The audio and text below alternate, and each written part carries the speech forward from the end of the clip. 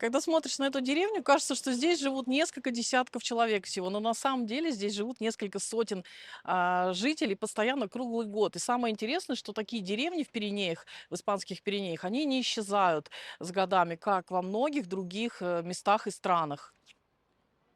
Мы сейчас находимся в Саларду, это деревня Саларду, на высоте примерно 1270 метров. Это каталанские Пиренеи, долина Аран. И до ближайшего административного центра города Вьелья 10 километров, а до горнолыжного курорта Бакейра-Берет 4 километра.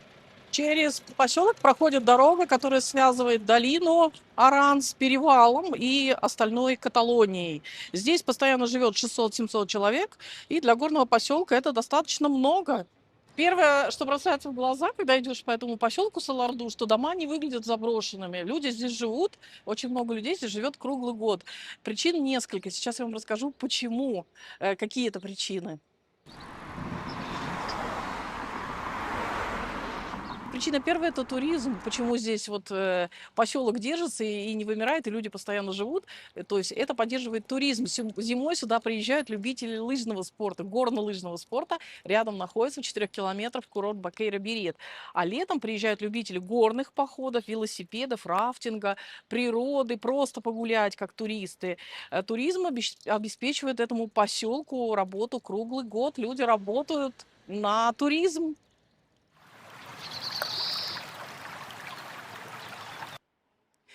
Многие думают, что это небольшой поселок в горах, здесь 600 жителей, 700 жителей, здесь, значит, здесь ничего нет. Но на самом деле мы видели, что здесь есть банк, здесь есть ну, отделение банка Кайша-банк, есть отели, есть спортивные магазины, просто какие-то магазины, супермеркадо, хостелы, отели. Здесь даются апартаменты, недалеко горнолыжный курорт Бакейра-Берет. Вообще вот так вот, если посмотреть, здесь есть где поесть, есть где поспать. То есть это все, что хватает и туристам, и местным жителям. Здесь есть начальная школа, насколько я знаю, для маленьких детей, а уже постарше они возят 10 километров. Это Вьелья, административный центр. Так что осторожно, Алексей, машина. Так что, в принципе, здесь все, что есть все, что хватает местным жителям, поэтому местные жители здесь прекрасно себя чувствуют. Здесь хорошие дороги, хорошая инфраструктура, но а если понадобится что-то более серьезное, то об этом чуть позже.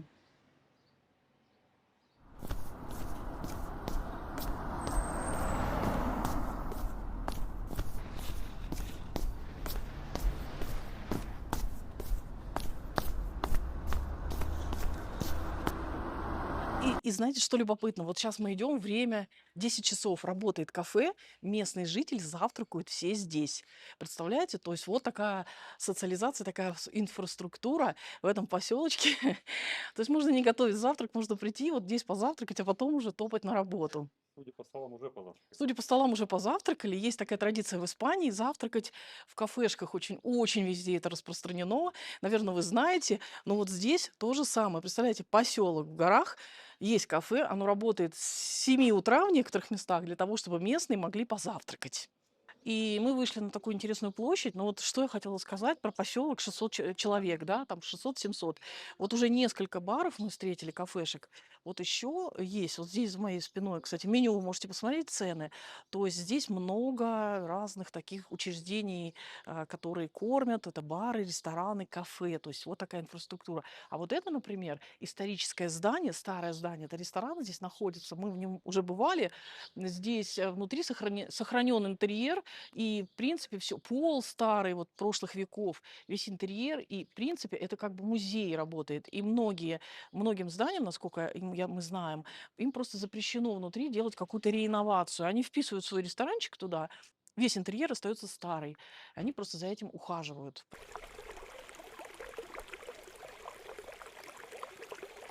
Кстати, краны — это такие древние, и в каждом городе, в каждом поселке, в маленьких даже в горах высоко-высоко, есть вот такие источники воды для того, чтобы путники там или жители могли набрать воду, умыться. Вода родниковая, здесь есть ледники в горах, и поэтому и родники, и поэтому вода очень чистая, ее можно пить.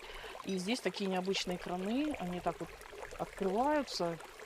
Удивительная такая вот, видите, как сказать, механизм. И сами краны такие. Здесь можно набрать воду. У нас есть бутылка с водой? Можно набрать водичку и пить. И как Алексей правильно мне подсказал, когда мы открываем, значит, кран, для того, чтобы пить вот из этой дырочки, вот снизу затыкается, и вот так вот, ой, можно пить или набирать бутылочку воды. Представляете? Ноги там помыть. Ну ты покажи вот год издания вот этого всего. То есть тут вот есть... А я пока воду закрою, чтобы она не утекала. Будем ее беречь.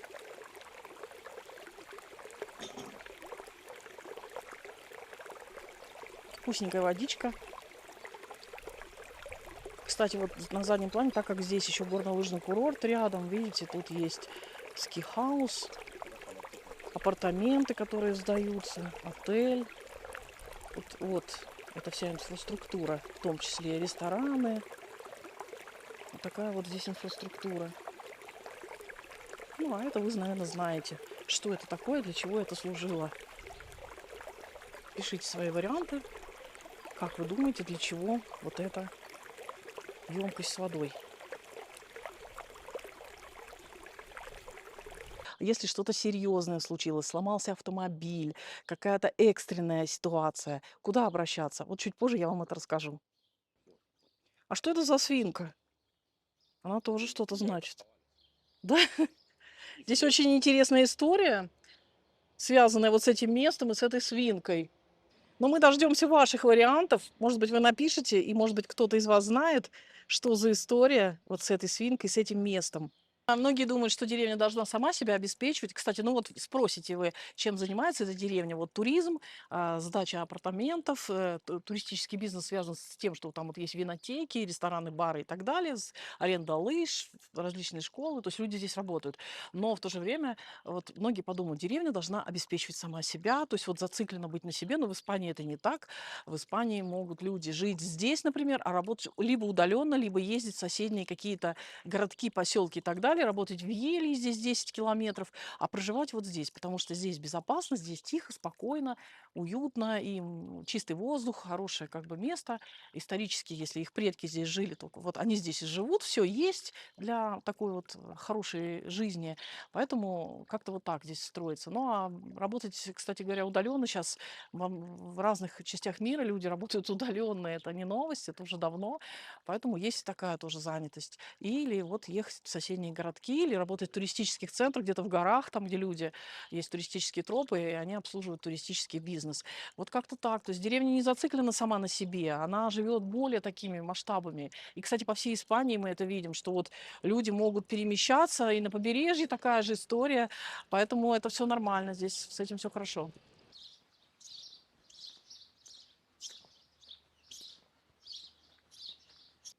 И вот тут мы вышли на край этого поселка практически и тоже видим ресторан с красивым видом вот на те вот замечательные горы с ледником, по-моему, да, там. Вот, если вы спросите, а если нужно что-то серьезное, например, отремонтировать машину или вдруг там нужен госпиталь, это люди едут в Елю, здесь 10 километров, там есть автосервис, есть заправки, есть больница, то есть, ну, все рядом. Еще раз скажу, что Саларду не живет вот так, как многие поселочки, не живут так изолированно, они живут в такой системе административной вокруг центра Вьелья, административного центра Вьелья. Кстати, еще хочу сказать, но по поводу крупных супермаркетов. В городе Вьелья есть Меркадона, поэтому здесь никто не отрезан ни от какой жизни.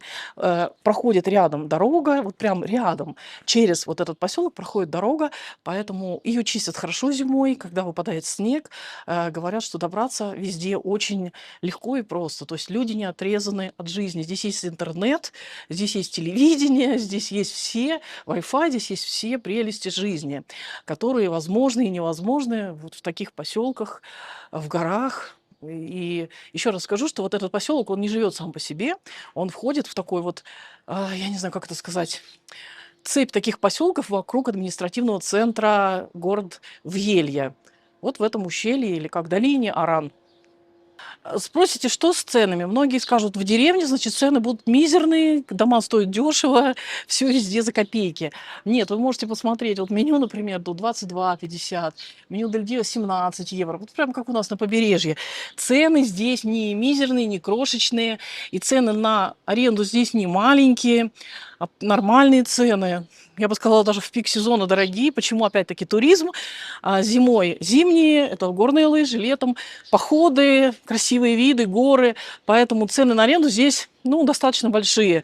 И жилье, кстати, стоит тоже очень дорого. Дома мы смотрели, тут вообще прямо от, я не знаю, 400-500 тысяч, и прямо вот до 1,5 миллиона можно купить дом.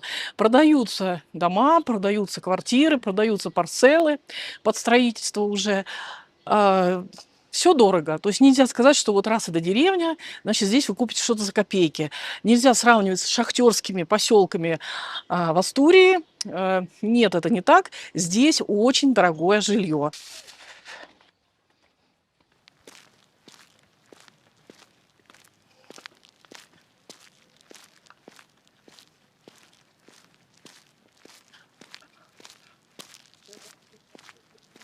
Ну, конечно, здесь в каждом деревне, в каждом поселке есть храм.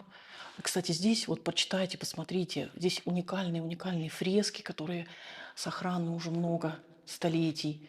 Вот тут особенно видно. Наверное, их, в принципе, реставрировали, но они все существуют, и можно рассмотреть все, наверное, сцены из Библии. То есть люди, кто вот знает, наверное, лучше это все оценят. Или гиды. Ну, вот я хочу сказать, что здесь очень уникальная церковь. Романская деревянная скульптура XIII века известна под названием «Святой Крест». С древних времен этот образ почитался в этой церкви. Раньше он находился в замке, который здесь вот был тоже построен. Сейчас там руины остались. И на протяжении веков вокруг него возникло множество легенд. Он стал символом защиты города Саларду и всей долины Аран в тяжелые времена во время эпидемий, голода и войн. Мало кто знает, но мы стоим сейчас на месте старого средневекового замка, вот этого города Саларду, поселка Саларду, который до настоящего времени не сохранился. Он охранял вход в долину Аран, но до наших дней замок не сохранился, зато вот эта колокольня церкви, как считают историки, она была главной оборонительной башней этого замка. А тот самый Христос XIII века, которого мы только что видели, когда-то находился именно в этом замке, а уже позже был перенесен в церковь. Количество тех цветов, которые они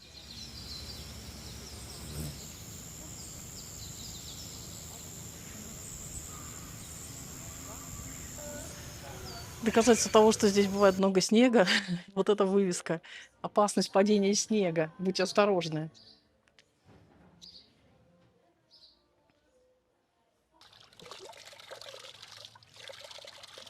Вкусно. Это очень историческое, аутентичное место. Поильник, в том числе старый поильник, в том числе для скота. И прачечная для того, чтобы здесь, вот там вот, люди стирали под открытым небом. Такие каменные сооружения были центром сельской жизни во многих перемейских деревнях до появления водопровода.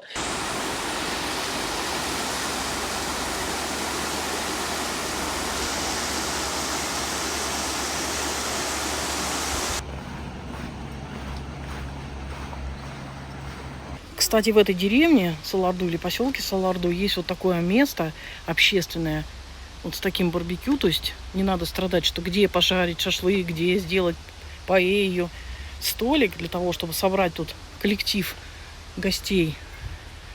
Детская площадка рядом, и вот там даже можно набрать водички. Ну а вот там ресторан, шикарный ресторан с красивой террасой в саду.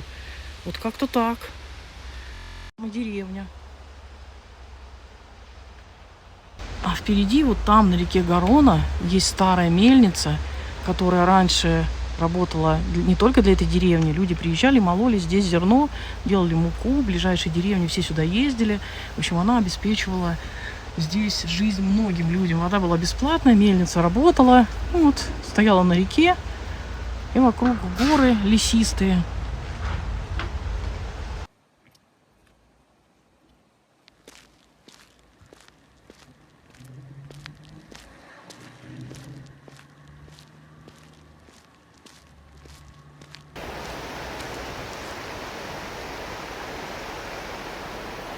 Получается очень интересная вещь, дорогие друзья. Вот этот вот поселок Салардо, он живет не потому, что здесь есть множество производств, промышленные какие-то цеха и так далее, много молодежи, которая здесь проживает, а потому что здесь рядом туристический центр, здесь рядом Баккери-Берет, здесь рядом дорога, здесь рядом вся инфраструктура. В самом поселке есть инфраструктура, а также он входит в цепь вот этих поселков вокруг города, административного города Вьелли, который находится очень рядом, поэтому все очень удобно и продумано.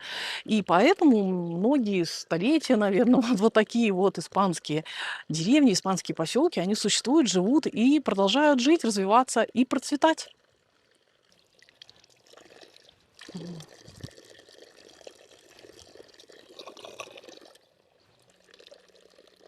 И хотелось бы под конец сказать, есть хорошее высказывание: вода камень точит. То есть все дела могут совершаться из маленьких дел. Видите, это тому подтверждение, что за десятилетия, а может столетия, вот эта вода, эта струя воды, она выдолбила тут целое отверстие. Так что надо делать хорошие дела, и они достигнут своей цели.